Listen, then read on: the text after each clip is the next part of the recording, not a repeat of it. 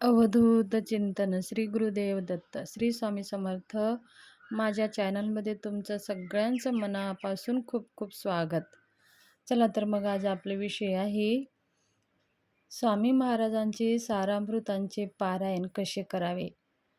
तुमच्या जीवनामध्ये खूप समस्या आहेत, खूप पारायण केले किंवा तुम्ही रोजच करत आहात, नित्यसेवा असेल, दररोज 3 अध्याय वाचत असाल, दररोजचे किंवा 1 अध्याय वाचत असाल, 11 माळी करत असाल, पण तुमच्या काही अशा समस्या आहेत की त्या समस्या सुटत नाहीत. तुमच्या जीवनामध्ये खूप काही पारायण करून पाहिलात तरीही तुम्हाला काही मार्ग भेटत नसेल, तर श्री स्वामी समर्थ सारामृतांचे अशा पद्धतीने तुम्ही पारायण करून पहा. स्वामी महाराजाला नवस बोलून पहा. बघा तुमच्या जीवनातल्या कोणत्या इच्छा राहतात का, तुमच्या कोणत्या कार्यामध्ये अडथळे येतात का. स्वामी म्हणतात, फक्त तू माझ्या धामाला ये, तू माझ्या दरबारी ये, तू माझ्या जवळ ये. तुझ्या जीवनातले सगळे दुःख तू माझ्या जवळ ठेव आणि तू तुझं कार्य कर. जर तू पासून दूर गेलास तर तुझ्या जीवनामध्ये किती दुःख येईल हे मला माहिती आहे. पण तू माझ्या जवळ ये, तू माझे कार्य कर, तू माझ्यासोबत राहा. मग आपण काय करतो, थोडंसं सेवा करतो की आपल्या मनासारखं झालं नाही तर आपण सोडून देतो. तर हेच आहे स्वामींची परीक्षा, की आपले कार्य पूर्ण नाही झाले की आपण लगेच सोडून देतो. समजा तुम्ही जर एखादी झाड लावला तरी त्या झाडाला लगेच फळ येतात का हो? तर वेळ लागणारच. कोणत्याही गोष्टीला वेळ लागतो.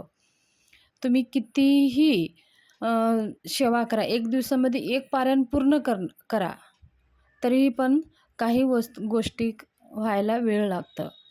फक्त आपल्याला असे संकेत भेटतात. आपण जर स्वामी महाराजांकडे गेलो तर आपल्याला असे काहीतरी पॉझिटिव्ह संकेत भेटतात आणि त्या संकेताचं आपल्याला अनुभव घ्यायचा आहे आणि त्या रीतीने आपले कार्य करण्यासाठी मदत करायची आहे. श्री स्वामी समर्थ सारामृतांचे जर तुम्ही अशा पद्धतीने जर पारायण केला तर बघा तुमच्या जीवनामध्ये कोणतेही समस्या राहणार नाहीत.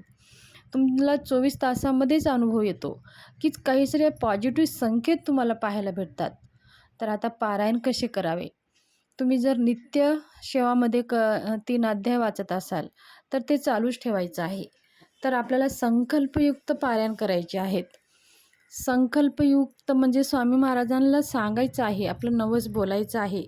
की स्वामी महाराजांना नवस बोलायचं म्हणजे काही असं द्यायचं, स्वामी महाराज तुम्ही माझे हे काम पूर्ण करा, मी तुम्हाला काहीतरी वस्तू देतो किंवा दान देतो. ह्या गोष्टी स्वामी महाराजांना अजिबात बोलायचे नाहीत. स्वामी महाराजांना नवस जरी बोलला की संकल्प जरी केला तरी स्वामी महाराजांना काय म्हणायचं आहे, स्वामी महाराज माझ्याकडनं तुम्ही जास्तीत जास्त पारायण करून घ्या आणि माझं मन ह्या पारायणमध्ये लागू द्या. हे मन इकडं तिकडं लई भटकतं हो. पारायण करायला बसलो, वाचन करायला बसलो की एकतर आपल्याला आळस येते, काहीतरी कामाचमध्ये येतं किंवा आपल्याला कुठंतरी बाहेर जायचंच असतं, काही ना काही अडचणी, कंटाळा येतो की वाचावं वाटतच नाही. मग मध्येच आपण काय करतो, त्या गोष्टी आपण सोडून देतो. तर ह्या सगळ्या गोष्टीपासनं स्वामी महाराजांना सांगायचं आहे, ह्या सगळ्या वाईट शक्तीपासनं मला संरक्षण करा आणि माझ्याकडनं जास्तीत जास्त पारायण करून घ्या. श्री स्वामी समर्थ हा ग्रंथ, श्री स्वामी समर्थ सारामृत हा एक ग्रंथ नसून हा एक कल्पवृक्ष आहे. तुम्ही जर मनाभावाने ह्या ग्रंथाकडे काय मागितला तर मागून जर तुम्ही स्वामीला नवस बोलून जर पारायण केला तर तुमच्या कोणतेही कार्य अपूर्ण राहणार नाहीत, अडथळे येणार नाहीत. ह्याचा मतलब हे नाही की तुम्ही काम मेहनत करायचं कमी करा. मेहनत तुम्ही करत राहा. ज्या मेहनत करताना ज्या काही तुम्हाला अडथळे येतात ते अडथळे दूर स्वामी करत असतात. म्हणून आपण स्वामी महाराजांची 108 पारायण तुम्ही करून पहा. 108 पारायण करण्यासाठी आपल्याला काय लागतं, एक स्वामी समर्थ सारामृतांचं एक ग्रंथ लागतं, स्वामी महाराजांचे एक फोटो, बस. ह्याच्यापेक्षा आपल्याला जास्त काहीच खर्च करायची गरज नाही. स्वामी महाराजांचं पारायण करताना पहिल्या दिवशीच आपल्याला नवस बोलायचं आहे, संकल्प करायचा आहे. तुमचं नाव आणि तुमचं गोत्र सांगून तुम्ही कशासाठी पारायण करत आहात?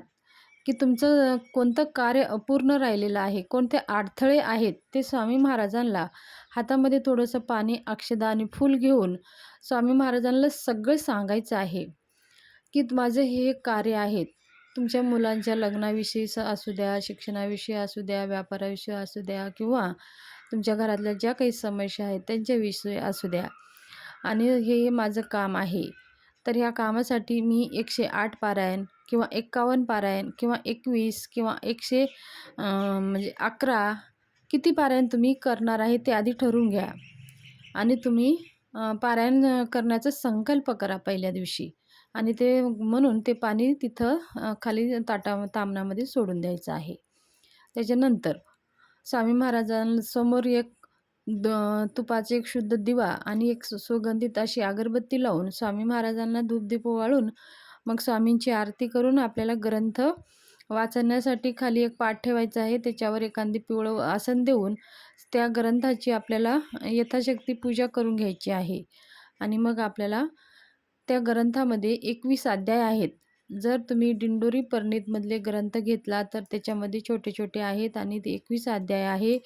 जर तुम्हाला फास्ट वाचण्याची जर आदत असेल तर पाऊण तास ते 1 तासामध्ये तो ग्रंथ वाचन पूर्ण होऊन जातो. जर तुमचं वाचन सुरू असेल तर तास सव्वा तास लागू शकतं. ह्याच्यापेक्षा जास्त काही लागणार नाही. आणि पूर्ण 21 अध्याय वाचला तर आपल्याला एक पारायण घडतं. तर असं दररोज आपल्याला 21 अध्याय दररोज वाचून दररोजचे असे 21 पारायण, 11 पारायण जेवढे काही तुम्ही संकल्प केलेले आहेत, तेवढे पारायण आपल्याला पूर्ण करायचे आहेत. आता समजा महिला असतात त्यांना जर महिनावारी जर अडचण असेल तर ते 5 दिवस स्किप करायचं आहे. मग पुढच्या दिवशी जे दिवसापासून तुम्ही करता ते आपल्याला पुढे चालू ठेवायचं आहे. जर पुरुष लोक करत असतील तर त्यांना काही अडचणी येणार नाही, ते करू शकतात. एखादी काही कामानिमित्त त्यांना काही बाहेर जर जायचं पडलं तर एखाद दिवशी खंड पडलं 1-2 दिवस तरी काही हरकत नाही. ते कंटिन्यू तुम्ही पुढे नंतर करू शकता. आणि ह्याच्यामध्ये नियम काहीच नाही. जर संकल्प युक्त करत असाल, जर तुमची इच्छा असेल तर चारेचं पालन तुम्ही करू शकता जेवढं शक्य होईल तेवढं. पण काही घरामध्ये काय असतं, महिला तर करत असतात पण पुरुष लोक काही त्यांचे नियम पाळू देत नाही. तर हे स्वामीला सगळं माहिती आहे. शक्य असेल तर करू शकता, नसेल तर काही केलं नाही तरी पण चालेल. आणि ते संकल्प जेवढे काही तुम्ही केलेलं आहे ते पारायण पूर्ण करायचे आहेत. आणि नॉनव्हेज आपल्याला वर्ज्य करायचं आहे. संकल्पयुक्त पारायणामध्ये नॉनव्हेज वर्ज्यच आहे. अजिबात नॉनव्हेज घ्यायचं नाही. त्याचबरोबर दुसरे काही जास्त नियम नसतात. जसं गुरुचरित्र पारायणासाठी ज्या नियम असतात तर पण स्वामी चरित्र सारामृतासाठी जास्त नियम नाहीत.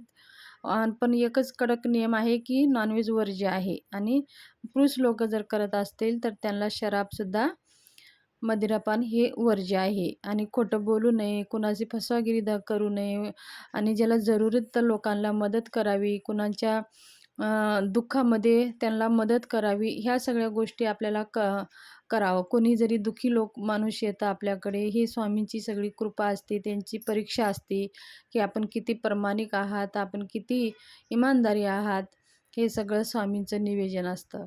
म्हणून आपण प्रामाणिक राहायचं आहे, खोटं बोलायचं नाही. आपण स्वामीशी भक्ती करून, आपलं कर्तव्य करून आपल्याला स्वामी सेवा करायची आहे. तुम्ही हे सेवा करून पहा, तुमच्या जीवनाचं सोनं होईल. माहिती कशी वाटली? जर आवडली असेल तर शेअर, सबस्क्राईब, लाईक जरूर करा. धन्यवाद.